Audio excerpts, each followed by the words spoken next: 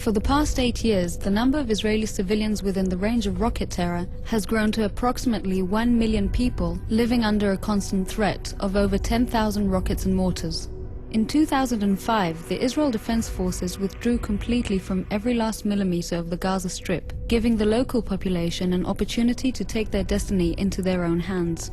Despite this, upwards of 7,940 rockets and mortars continued to be fired at Israel. In July 2007, Hamas took control over the Gaza Strip.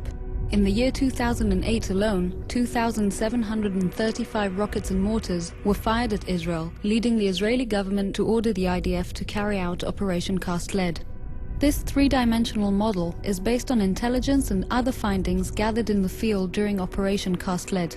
It gives an example of the complex battlefield in which the IDF soldiers fought, and shows the way in which Hamas made use of the local uninvolved civilian population as human shields.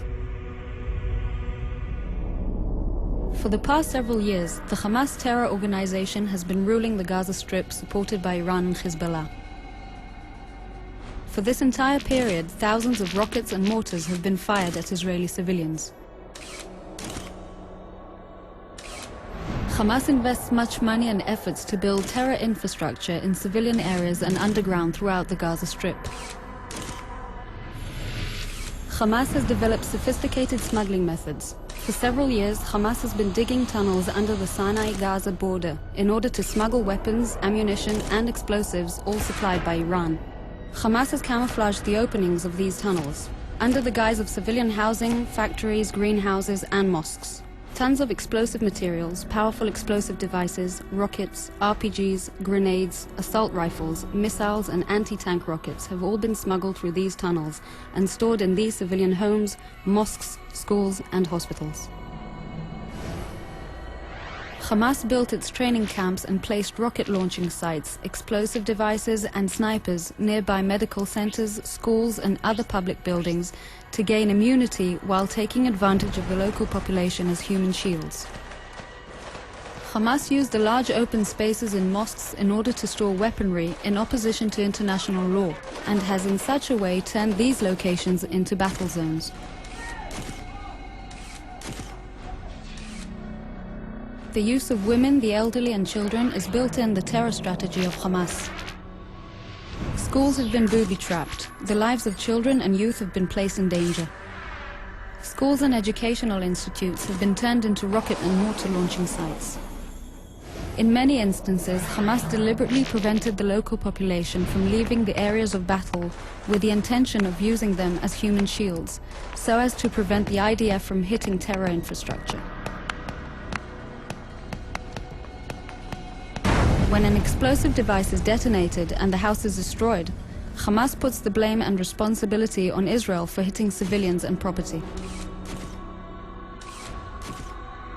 Tons of explosive materials and underground explosive devices were found hidden in the streets. The explosive barrels targeted armored vehicles such as tanks and personnel carriers.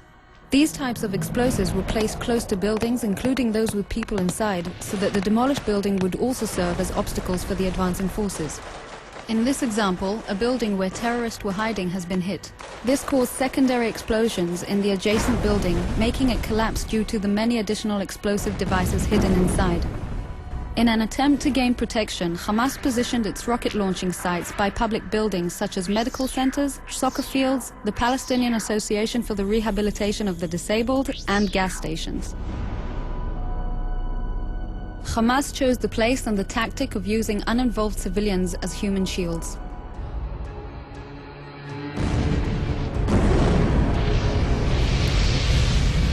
This map and other findings are all evidence of how Hamas purposely built its terror and combat network as an inseparable part of its civilian infrastructure.